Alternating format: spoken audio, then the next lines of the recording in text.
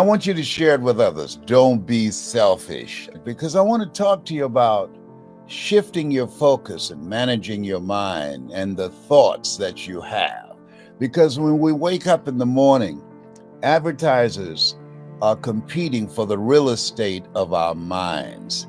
And what we have to do is begin to be proactive in programming ourselves rather than allowing ourselves to be programmed by the world. That's why we're told, be ye not conformed to this world, be ye transformed by the renewing of your mind. If you agree with me, I want you to put yes in the comment section. Just put yes.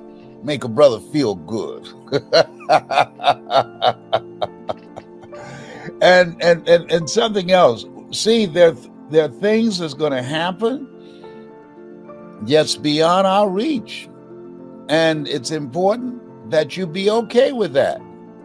That's God's business. You do what you can do, handling your business and those things that you can handle, and those things that's beyond you, you have to let go or be dragged. Because there's a lot of stuff, this thing called life where we are, we've never been here before. I feel like Mother Teresa, she said, Lord, I know you know how much I can bear. I just wish you didn't have so much confidence in me.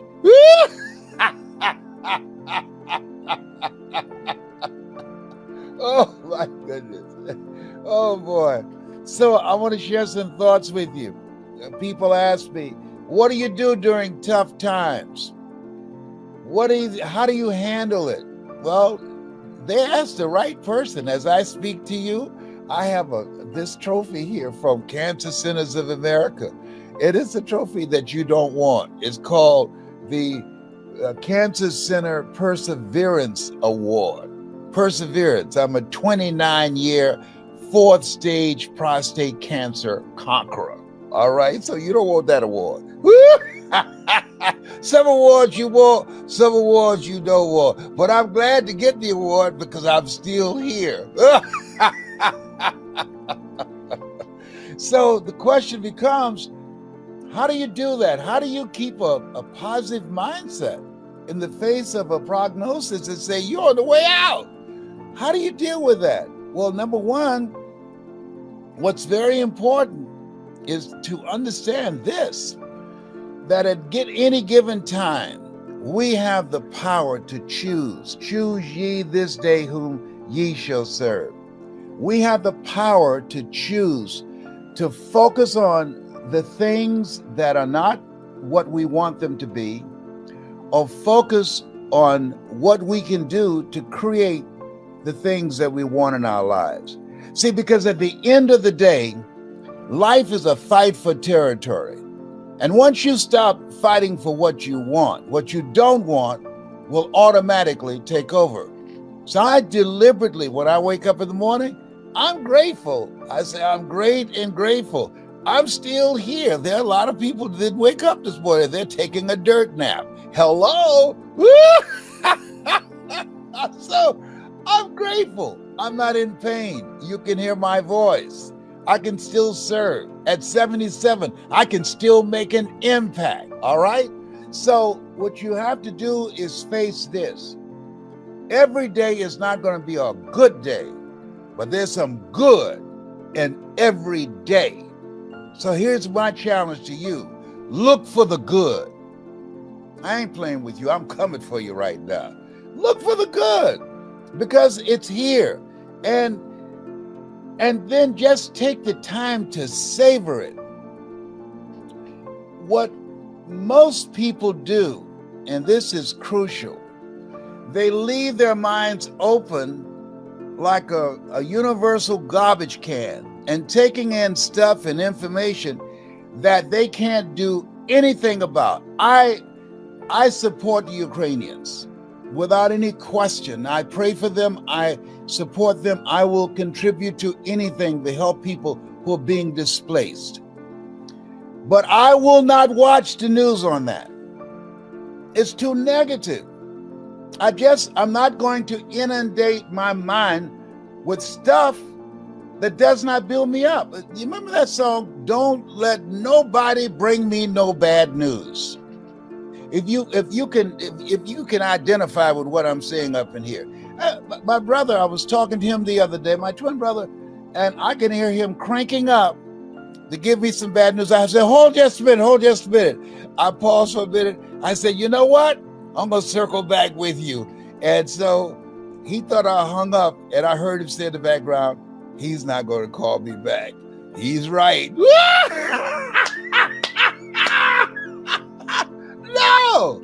I don't want to hear that. He's about to tell me some problem about somebody. I don't know that person. Why do I need that in my mind? I remember a story about a very brilliant man. We all have heard his name, Albert Einstein, and he was asked for his phone number. And he went to a payphone booth and went into the telephone booth and opened up a telephone book. And they said, wait a minute, you Einstein, you don't know your phone number? He said, I don't keep information in my mind that's not usable to me. I don't call myself. Why should I put some stuff in my mind about things I can't do anything about other than saying, wow, I'm sorry to hear that. But I will take some things in that inspire me, things that encourage people that I can use in my presentations. I tell speakers and I train speakers, and some of you out there, I want you to listen to me, and I'm going to give you a strategy on how to become a powerful global voice of transformation. You got to be a good listener. I listen for stories that encourage, that motivate, that inspire. There's a story in the internet of a little 8-year-old Ukrainian girl who went up to a soldier who had all of his gear and his rifle and everything he needs to kill somebody. And this little girl, unarmed, but all she had was her fist, and she went up and she punched him. Now, of course, she didn't cause any damage, but she was striking a blow for give me liberty or give me death. I know you can kill me. I know you don't value my life. I know y'all just blew up a hospital with children in there. I know that, but we're fighting for our freedom here. And all I got is this right here, and I'm gonna come up there, I'm gonna punch you with everything I got. Now that's inspiring. I wanna hear those kind of stories. Tell me stories that I can share, that can lift people's spirits, that can encourage people. Because see, at the end of the day, we don't know how strong we are until we have to be strong. You don't know enough about yourself to be a wimp. Greater is he that's in you than he that's in the world. You are more than a conqueror. And when you just be with that, I'm more than a conqueror. I'm made in the likeness and image of God. It doesn't get any better than that.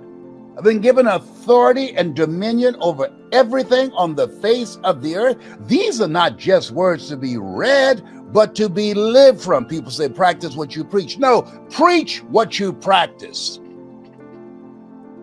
Sometimes you have to get an attitude with yourself and begin to realize we're more blessed than we give ourselves credit for being, and we must focus on that. When I get up in the morning, I have a gratitude list. I have things that I write down that I'm grateful for, that you can hear me, that I can see.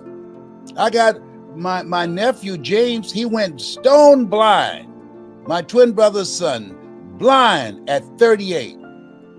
I'm grateful that I have the ability to see and to hear, and that I can pick up my body weight. There was a period of time I was being rolled around in a wheelchair because of sciatica pain and the pain from the little C, cancer. So there's going to always be some stuff. Viktor Frankl, he talks about it in Man's Search for Meaning. He said, you either in a problem, or you just left one, or you headed toward one. Therefore, take unto you the whole armor of God. What is that armor? Faith. And faith not tested can't be trusted. Perseverance. You're going to go through some stuff. Lady, she had a car accident and her neck was broken. She said, my neck was broken, but my neck didn't break me. Although she's a quadriplegic, she's still living a productive life. She's not somewhere feeling sorry for herself. The other thing is, you got to watch who you talk to. I have a friend named Ed Foreman who just passed a few weeks ago. And it's the first seminar that I went to. Ed had something that he did, and at first I didn't get it. Ed will never ask you, how you doing? I said, Ed, why don't you ask how people are feeling?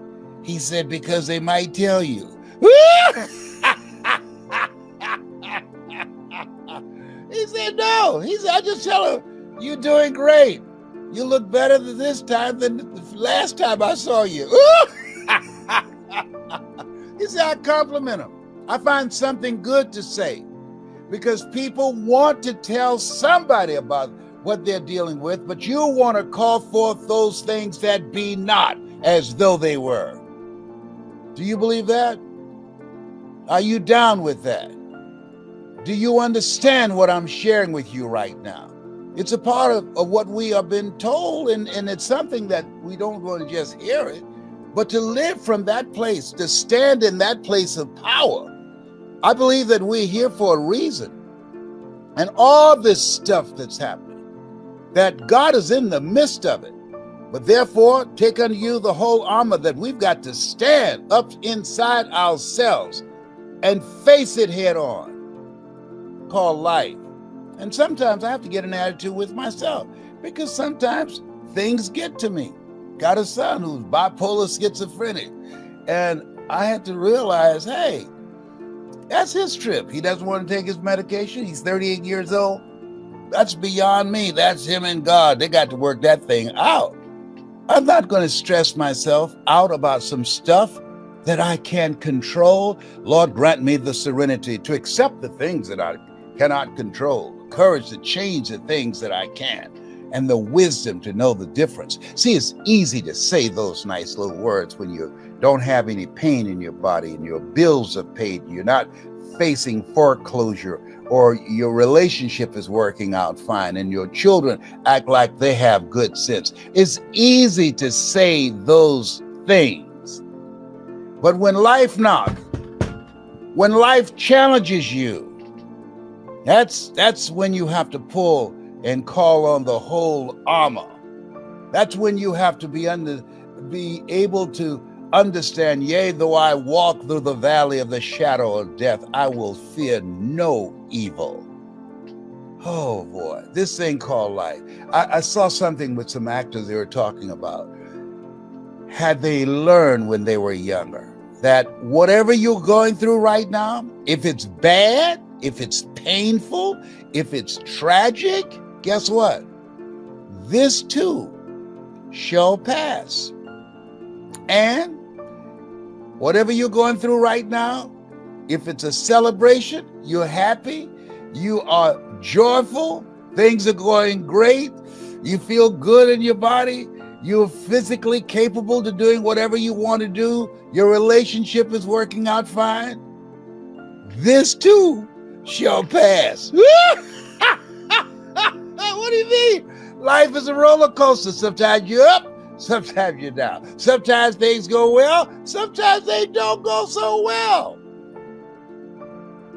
And we have the power to be an observer and not buy into it and decide, wait a minute, I'm going to find some good in this. I'm going to wrestle with this angel until I find my blessing up in here. Life is a fight for territory. And once you stop fighting for what you want, peace of mind, for your relationship, for your health, once you stop fighting for what you want, a good night's sleep, a relationship that's where you love each other and care about each other and got each other's back. Once you are unwilling to fight for what you want, what you don't want will automatically take over. I ain't playing with you. I'm telling you what I know. You have something special. And even if you don't believe me, I don't care. I'm going to say it until I get through to you. Why? Because that's my mission. I believe live your life the way you want to leave your life. And that's what I'm doing. My goal is to leave my life inspiring you, encouraging you, lifting spirits, reminding you of the greatness that you have in you, reminding you that you are a treasure, you are a masterpiece because you're a piece of the master. Oh, behave. Hello. So having said those words, I want you to know, Tyrone and I, my little squirrel friend, you have something special. You have greatness in you. Bye for now. Make it important to know what drives you and what's most important now. There are things that used to be important to me. They're no longer important. And that's why I've been doing Operation Clean Slate, getting a lot of stuff and a lot of people out of my life. I remember when I read the book, Who's the Matter with Me? I wrote down the names of the family members and friends that I communicated with most. And I asked myself the question, is this relevant? This relationship, is it productive? Is it positive? Is this relationship, does it bring the best out of me? This relationship, this energy, does it challenge me? Hold me accountable to a higher standard? People rub off on you. Academy Award winner Sidney Poitier said, when you go for a walk with someone, something happens without being spoken. He said, either you adjust to their pace or they adjust to your pace. Whose pace have you adjusted to? I want you to write this down. OQP, going forward, only quality people. I do not allow myself to be in the company of people that I know more than them. Why?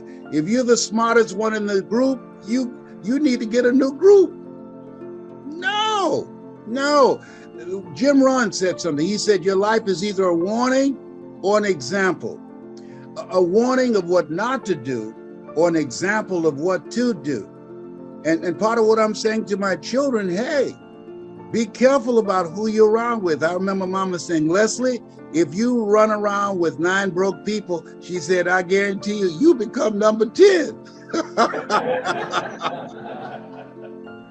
And so as you look at growing your practice, as you look at making a greater impact in your community, as you look at the things that you want to do, and being involved in legacy building and making the rest of your life the best of your life, we have to constantly monitor and be mindful of who's around us and what relationships that we have. People say, it's not what you know, it's who you know. Not just that, it's who you know and what they know about you. Do you have the kind of reputation in the industry that people will see you as a go-to person? God said to Abraham, I make your name great. Didn't say I'll make you a great man. I make your name great. The reason that when Fab calls me, he's a good man. He calls me, I don't call everybody back. But when he calls me, because of how I see him and because of my relationship with him, because of his vision, because of his integrity, because of the stand that he's taken with his life. People say, practice what you preach. No, preach what you practice. And what I know about him, I'm going to answer his call.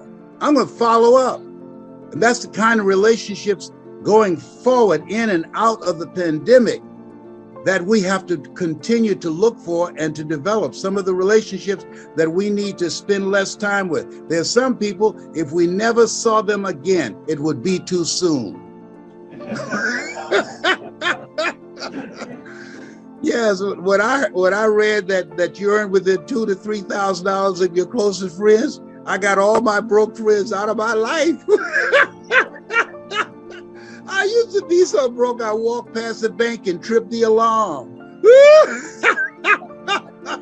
And so this is the time you have to look at who's around me, who's the matter with you. When I think about the 3 pillars of something that would be your anchor, a foundation to drive you into the future, to live a big dream, to live a big life, a mindset. What you think about, you bring about. You know, as a man thinketh, so is he. Dr. Carter G. Woodson said that if you can determine what a man shall think, you never have to concern yourself with what he will do. He said, if you can make a man feel inferior, you never have to compel him to seek an inferior status, for he will seek it himself. And if you can make a man feel justly an outcast, you never have to order him to go to the back door. He'll go without being told. If there's no door, his very nature will demand one. And I think that in many cases, governments and religious institutions have really unwittingly crushed the dreams and aspirations and the visions that people had of themselves. Not all, but a lot of them. And I think it's incumbent upon the individual to take responsibility, to develop yourself, to expand your mind and your vision, to seek out experiences. You know, Helen Keller said life should be a daring adventure, it's boring. And start to dream. What do you want?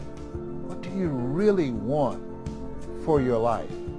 I remember going to Auschwitz and walking down the halls in the Nazi German concentration camps and seeing the pictures of men and women who had dreams. And these people were exterminated.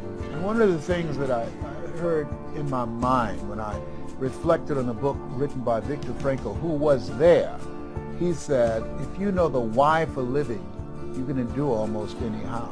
And he talked about the people who were able to survive the inexpressible cruelties of Nazism. Those who either believed in God or had someone that they loved that they were determined to see, or some cause bigger than themselves. And in my case, my goal was to buy my mother a home. That was my big dream. And that caused me to read things and to listen to things, to fuel my imagination. And then to develop my skills to becoming a voice of influence. And the other thing that's important is creating a community of collaborative, achievement-driven, supportive relationships. And it started with a man, Mr. Washington, who said, a high school teacher, someone's opinion of you does not have to become your reality. It could start with one person, and then it goes from there. I started associating with people who were doing what I wanted to do. I joined a multi-level marketing group called Best Line Products. When I heard the voice of a guy that when he spoke, it seemed like he was talking to me. I was in a hotel at a convention and Bill Bailey spoke and he was selling this dream. I didn't even know the products, but I wanted to be a part of it. And what I found, and one of the great things about multi-level marketing, is that it puts you in a community of other like-minded people. I think that's the value and the power of associations of different kinds. Associating with people who share your values, associating with people, like-minded people who have dreams, who have goals that they're working on, and being in that community. Studies indicate that one goose can fly 40% further in formation with other geese than can ever fly by itself. In fact, I'm thinking about a scientific study where they exposed some rats to electronic shock, and after they increased it, it killed them instantly. But then they put these rats in groupings with other sharks, with other rats, and then what happened was that they continued to increase the shocks of these rats, and they increased it over 10 times more, and it took far more to kill them than what it took with just one. And so there's something about being in a community of people who share your dream, who hold you accountable, who challenge you, who call you out, who can see what you can't see that you have within you, and inspire you to step up. Of Ebony magazine, the late John H. Johnson, who started that with a $500 loan from his mother. And he said something in his book called Making It Against All Odds. There's no defense against an excellence that meets a pressing public need. And I suggest to you, one, work on yourself. To me, I think there are three pillars of what's required in order to carve out your place in this global economy. There are many steps, but there are three that I think that's indispensable. One is working on your mind. Be ye not conformed to this world, be transformed by the renewing of your mind. The second is of having a mindset and willing to discipline yourself to make the sacrifice to engage in ongoing self-study for self-growth and development, developing your communication skills. I can hear Mr. Washington now say, Mr. Brown, develop your communication skills, because once you open your mouth, you tell the world who you are. Nelson Mandela said, if you speak from your mind, you speak in a language that a man can understand. But when you speak from your heart, you speak in his language. And so my goal in teaching people how to create mass appeal, how to change lives, that you have to change yourself. It starts with you. And then you begin to see from your experience how you can begin to impact and influence others and be a voice of change. And that ability really will allow you to carve out a place for yourself in the marketplace. And the methods and the techniques, the simplicity of how you language what you say. Einstein said that genius is the capacity to take the complicated and make it simple. And so when you are creating change and mass appeal, keeping it simple, but being the message that you bring, and loving it, and standing in your power, and realize that you're here for a reason. I believe to make a difference. I believe to do a great work. I believe to live a life, as Jim Rohn said, when you live your life, he said, your life can be either an example or it's a warning of what not to do, or an example of what to do and what's possible. 85% of them reach their goals because of their attitude, 15% because of their aptitude. Now, to me, that was big, because I was in special education. I was labeled educable mentally retarded. So I said, whoa, that means I don't have to be the smartest guy in the room. That if I have a winner's attitude, that I've got a shot, that I could make it, that I don't have to live a life of being average. I wanted to live a life of meaning, of purpose. Being adopted, I wanted to do something for my mother. And so by listening to motivational messages and reading on a regular basis, it really taught me the value of using your time to work on yourself, to develop yourself, to really restructure your belief system for what was possible for you. It really expanded my vision of myself. And so to me, that's what it means about mass appeal, because I was working on myself. Then I started sharing it with others, and I noticed a difference in them when I shared with them the things that I was doing, because they saw the difference in me. And it's been said that a career is something you love so much you do it for nothing, but you do it so well that people will pay you to do it. So as I talked with and shared with my friends what I was doing and what was possible for them, I eventually evolved into this life of where I am. And as a result, I carved out a market for myself. And because this is my passion, this is what I've spent the majority of my life doing, I've developed a level of expertise, a level of strength and power and reputation in this area that created a demand for myself. To me, one of the most important things and the first step in changing lives is to have a program for yourself. When I started on this path, that was what my goal was to change me.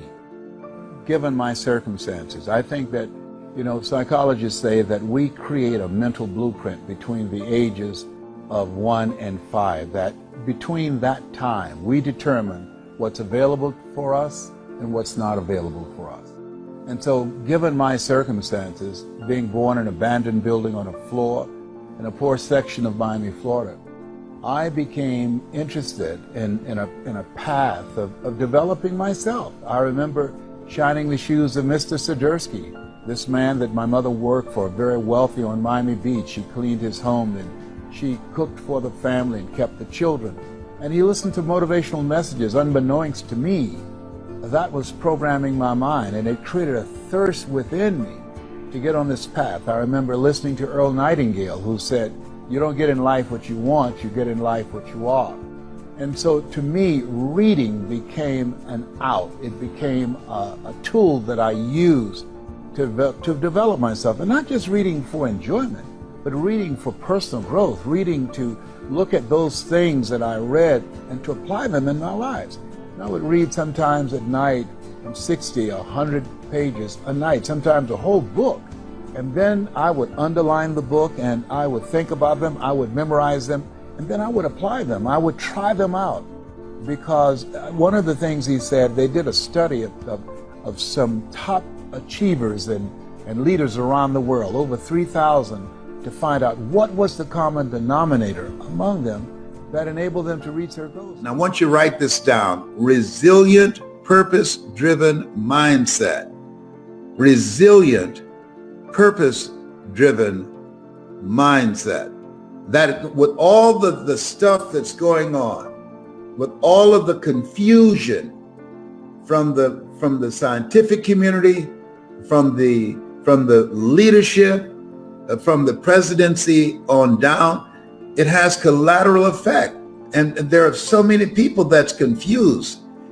You wear the mask or you don't have to wear the mask. Or if you have the coronavirus, you need to wear the mask so you don't give it to somebody else. And if you have it, you should stay in the house. They got all kind of things. If you make love, you should have the mask on. That is not romantic to me. And you know, I say, wait a minute, y'all coming all up in the bedroom. Okay, baby, put your mask on. Well, how am I gonna kiss you with my mask on? Oh, behave, whatever. But all kind of confused, you know, all this stuff going on. And you could die from talking to somebody with a mask that's held under their nose. You know why my hair is like it and I'm looking like Kid and play like Kid from House Party? Because my barber, he likes to wear his mask like this. I said, man, put your mask on, all right? I told him. So he does this. Man, hey, hello. Habla español, English? What? Come on. Have I told? Put your mask on, cover your mouth. I know your breath kicking like Bruce Lee, but cover the nose too. It's, I mean, about to make me lose my mind over here. So I decided I'm not going through that. I'm not going through that. I'm not coming out the house till 2027. And I work on myself. I got some new squirrel friends. I'm bilingual. I speak squirrely. And I listen to motivational messages first thing in the morning. You want to listen to my voice. Go on YouTube. Find Les Brown speaking in the Georgia Dome. Find Les Brown. It's possible. And I tell the story about the bamboo tree. Find Les Brown getting unstuck. And I talk about Chicken Man. Listen to things. Listen to me. Listen to things that can build your mental resiliency. You want to have a resilient, purpose-driven mindset that will focus your mind on the goals that you want to achieve, on the things that you need to do, to reinvent yourself, to rethink your life, to see whether or not you're on the path to becoming the next greatest version of yourself. And in order to get through this time, I mean, sometimes I when I wake up in the morning, I said, this is still not a dream. This is crazy. People say, I'd like to come by and see you. Is that right? Okay, I'm on the first floor. We can talk through the window. Come on. I mean, just think about this. Every day when I see people with masks on looking outside my window, seeing the squirrels jumping from one tree to the other, they never lose their footing. That's why I learned squirrely. Tyrone, he's leading everybody. He's introducing everybody to me. He's the most motivated squirrel in my neighborhood. Les Brown is about to do his StreamYard or another Zoom. My kids say I've been in the house too long. I'm suffering from cabin fever. Whatever. So read 30 to 40 pages of something positive every day. Drill yourself. You say, well, I've listened to it. No. Listen to it until you're manifesting results. Faith comes by hearing and hearing and hearing. So in order to develop that resilient, purpose-driven mindset, you want to listen to the messages over and over, take notes on things that jumps out for you, and become the embodiment of it, and develop that kind of mindset and how you carry yourself and how you face this thing called life. Faith not tested can't be trusted. So you got to have faith in yourself. But we're being tested right now. If you've never been tested, listen to me. No test, no testimony. Faith not tested can't be trusted. It's easy to have faith when things are going great. When the kids are acting like they have good sense. When you have a job, you have money, you have your health. Whoa, no big deal there. But when life knocks on the door, when you go through some stuff, when you get a bad diagnosis, that's when you have to pull on your faith. That's when you have to be resilient. I've got a saying, and all of you know it. Life knocks you down, try and land on your back. Because if you can look up, you can get up. Now, here's the other thing that's very important. As you look at yourself, you want to master at least three things, multiple streams of income. Three things: I speak, I train speakers, and I'm an author. And I got other things I'm expanding, and I'm 75. Well, why are you still doing it? Because you're never too old to learn, and you're never too young to teach. I believe that the reason that we look at people over a certain age, at Alzheimer's and dementia becomes active, is because they are inactive. My mother used to say it: if you don't use it, you lose it. It takes longer to wear out than to rust out. So the goal is to be actively engaged in life, raising the bar on yourself. Turn down the amount of time that you spend entertaining yourself, watching the television, as my daughter, Dr. Ona Brown, would say, and do things that will stimulate your thinking. It will keep you young. Just because you're 75, chronologically don't mean that you have to look 75. No. And so I decided, just because I'm 75, you're not going to count me out. I'm still here. I'm going to be engaged in this thing called life, because I have not done my best work yet. You have not done your best work yet. Every day is the best day of your life, as Orrin Hudson would say out of Atlanta, the chess master. Why? Because if you don't believe that, try missing a day. Every day is the best day of your life. Look for ways in which you can begin to master something, learn something today that you did not know yesterday. Expand your horizon, expand your vision of what's possible for you. Continuously be a student. My high school theme was, you never find out how much you know until you find out how little you know. Study.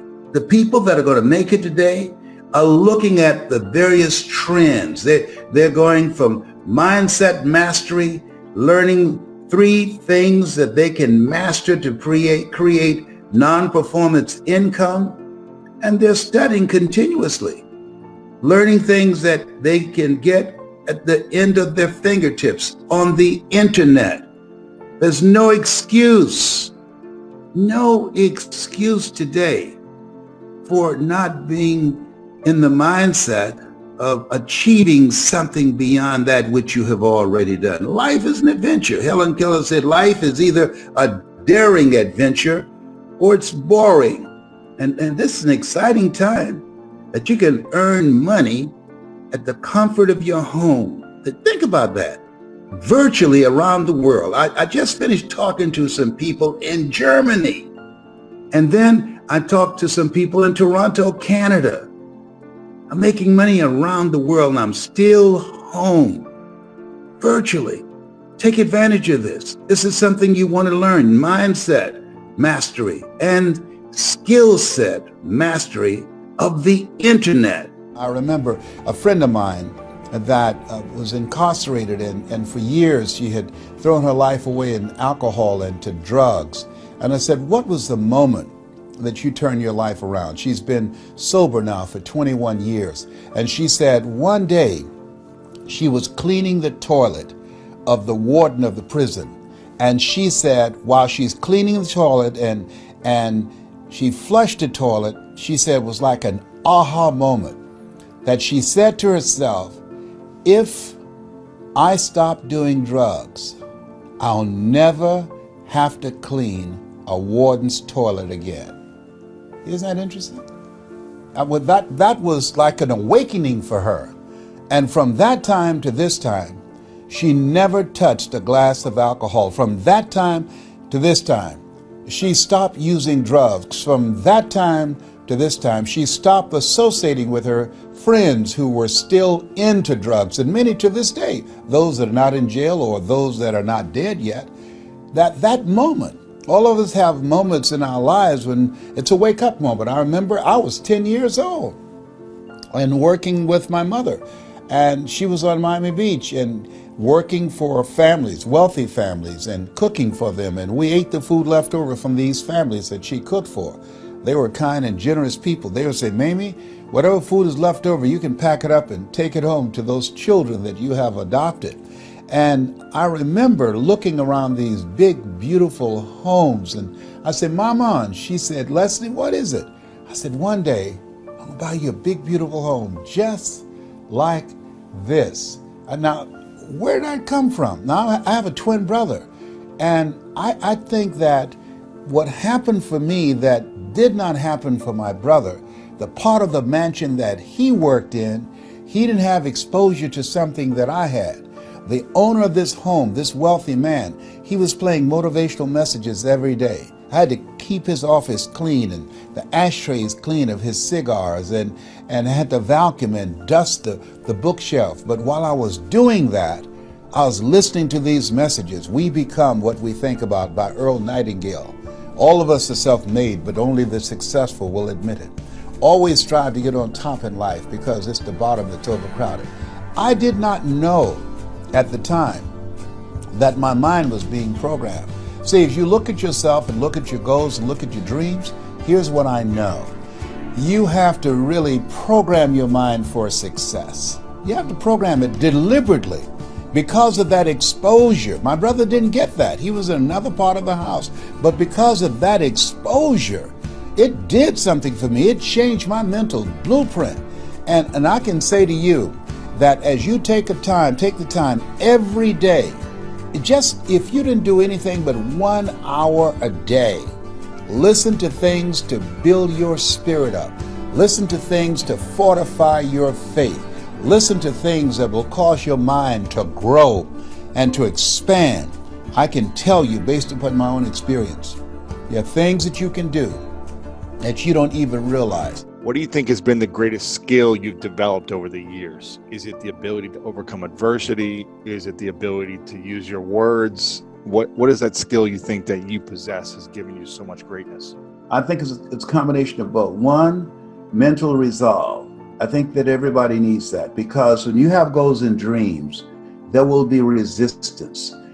An airplane cannot fly without the resistance of air. Walt Disney filed bankruptcy 7 times and had 2 nervous breakdowns. That when you have goals and dreams, the book of life says, think it not strange that you face the fiery furnaces of this world. You will, not you might, you will have tribulations. So the ability, when you are faced with something and it's new territory, when they said you have cancer, those are 3 words no one ever want to hear. And the oncologist, Dr. Alfred Goldson, who was an unusual personality, he said, you have cancer, and it's metastasized to 7 areas of your body, including your spinal cord. I said, can you give me a second opinion? He said, yeah, and you're ugly too. I know you didn't just call me ugly. He said, yes, I did. You ugly as hell. And then, we both were laughing. He said, but you got this. We determine the diagnosis, God in you determines the prognosis. You and God determine that. You got this. What I learned from that enhanced my speaking. When you laugh, the mind shuts down and the heart opens up. I left there with a confident feeling in my heart. I got this. When he spoke it, I felt it at this cellular level. I did not leave there feeling fear. He was so good with making you feel comfortable with whatever you're dealing with, that you are not in denial, you just are defiant. And so when your show, which has changed millions of people's lives, people you never meet, what it does is distract, dispute, and inspire. How we live our lives is a result of the story we believe about ourselves.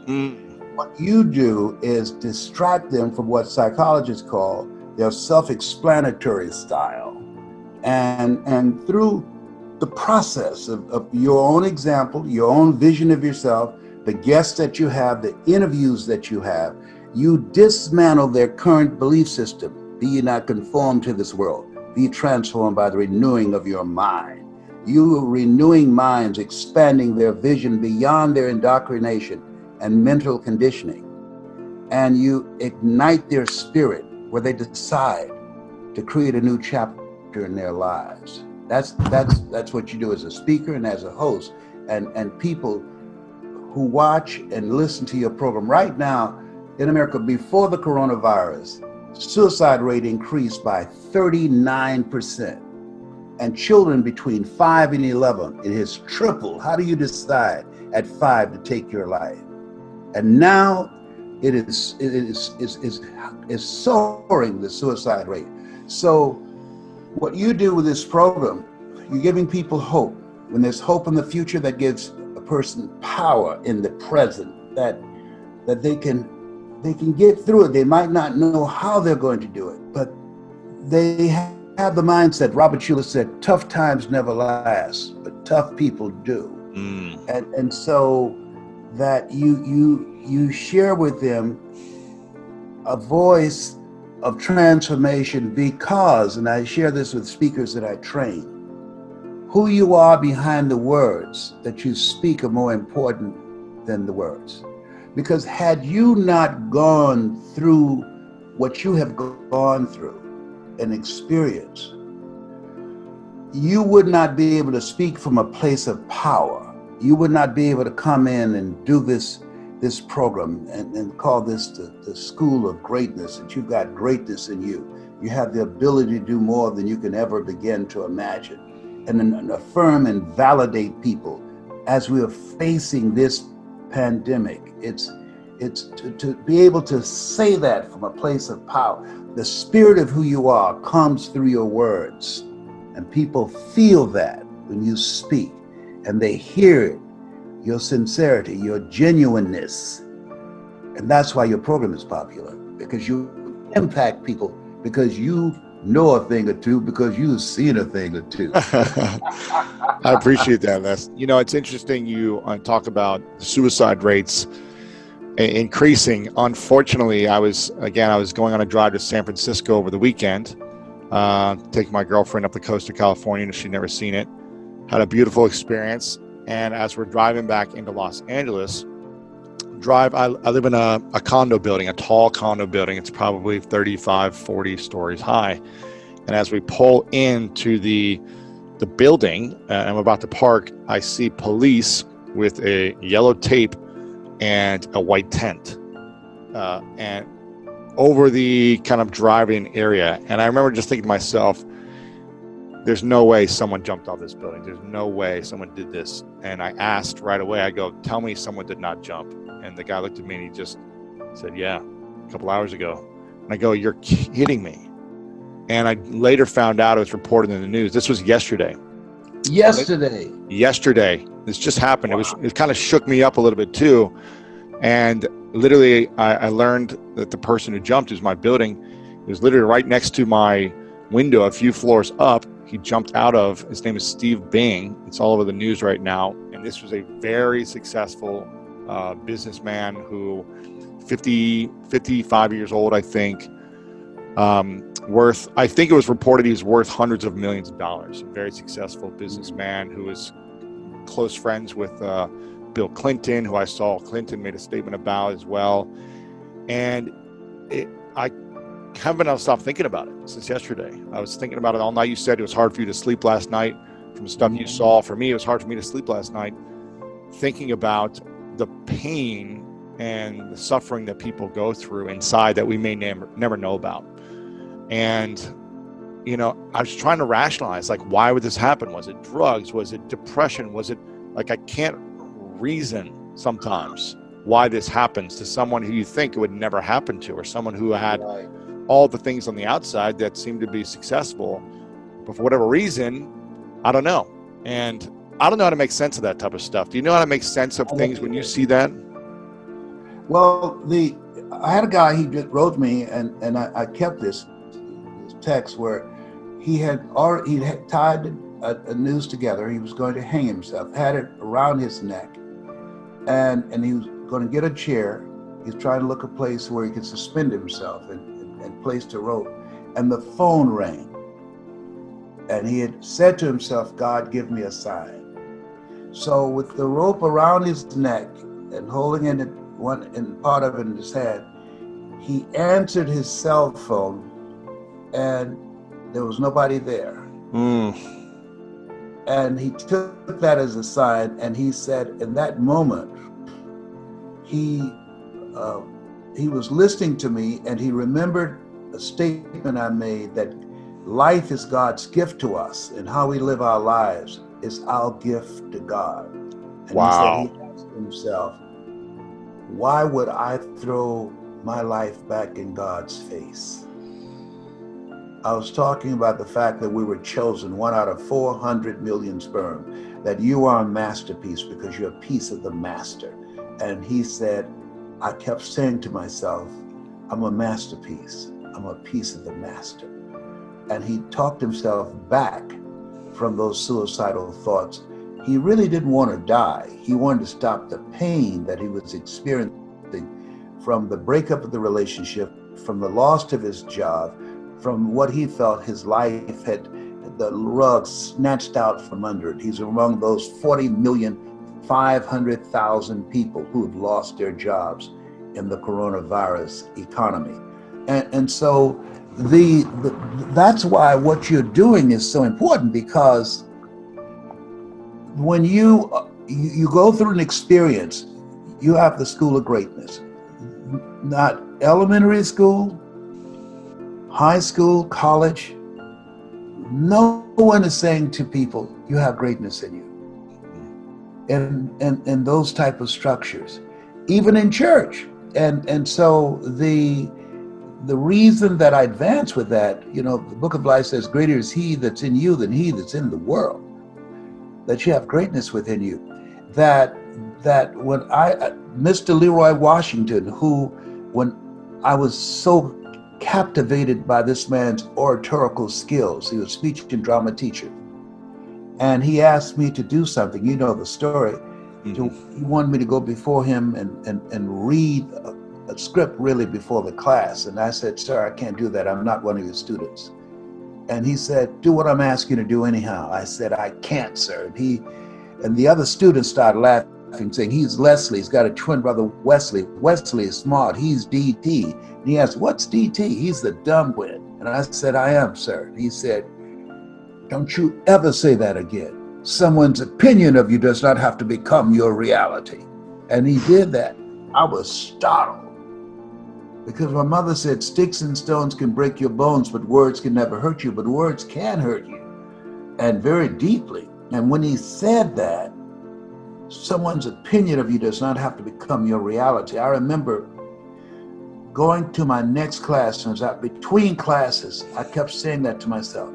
Someone's opinion of you does not have to become your reality. As I was going home, and what they think about me, I don't have to be that. It's not what they called me, it's what I answer to and what I call myself. Dang. You know, that was an interrupting moment. Wow. That's how the program is it's a disruptor, more powerful than Corona.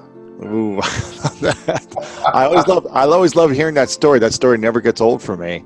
Yeah. And how did you learn to overcome the opinions of others, but I think more importantly, the opinion of yourself?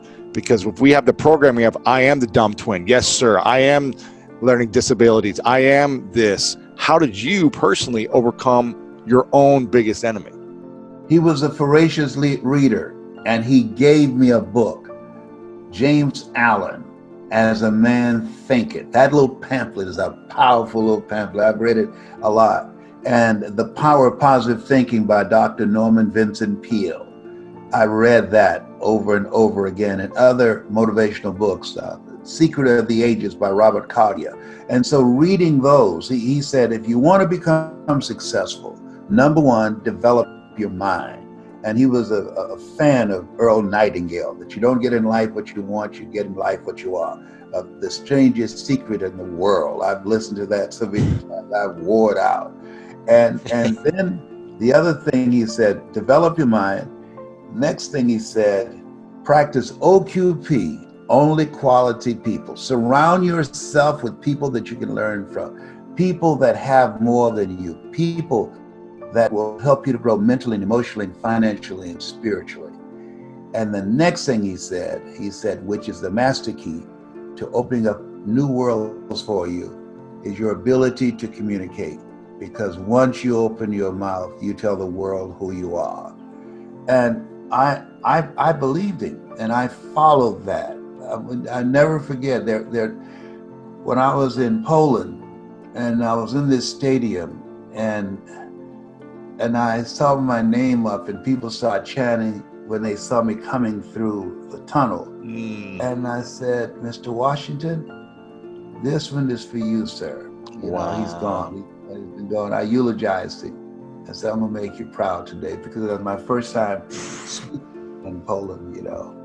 And so, but I so admired him. I've never known my father or birth mother, but that the ability to connect with people that are strangers to you and can create a shift in their lives and how they see themselves, to have that sacred opportunity to share your story and distract, dispute, and inspire them to realize, as the play Lion King, Simba, you're more than that which you have become. That's what you do every day, up in here. I remember last time we talked, you said you wanted to really leave a legacy by teaching other people how to speak and communicate better. And you were creating a select, smaller group, I think it was either 50 or 100 people that you wanted to train and speak. Are you still doing that? Because I had a friend who was going through the program with you or hired you, my buddy Judd. So I didn't know. Oh, I know Judd. That's my dude. That's my brother from another mother. Exactly. Yes, man, from Australia. Yeah. Yes, I'm training, but I've had to increase that number. I do intense one-on-one training, but I'm selective about working with a lot of people right now. But we do it virtually now. I can do it more virtually because I'm 75. So I cannot afford with underlying issues of diabetes and cancer. And 75, if you show up at the hospital, they'll push you in a coat over there and say, no, you're about to leave here anyhow. So we're not going to waste any medicine on you. So I stayed out of hospital. I'll tell you how bad it is, Louis. I'm upstairs by myself, right? I sneezed. And man, I broke out and I started running downstairs. I said, wait a minute. That was my sneeze. So I came back upstairs and I still started spraying the Lysol. I called my daughter. I said, I think I'm having a meltdown. I want to go out the house. She said, no, you can't go anywhere other than Walgreens and Publix, and we will drive you there. You don't need to be behind the wheel.